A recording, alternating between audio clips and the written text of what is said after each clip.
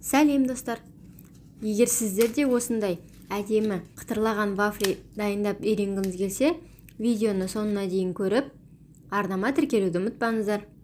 Алдымен 4 жұмыртқа және де 150 грамм қантты ағарғанша жақсылап миксермен араластырамыз.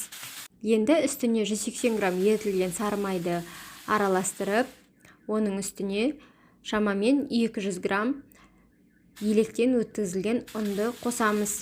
Массамыздың консистенциясы қаймақтай болуы қажет.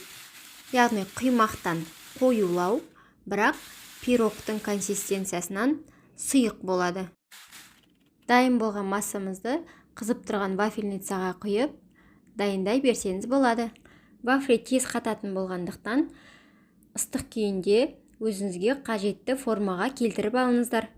Егер де тәтті вафли жақсы көретін болсаңыз, құрамындағы қантты көбірек қоссаңыздар болады.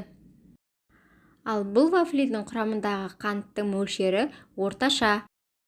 Осы құрам бойынша менде 27 дана вафли шықты. Видеоны соңына дейін көріп қарағандарыңызға алғысымды білдіремін. Сіздермен болған Асылжан, астарыңыз дәмді болсын.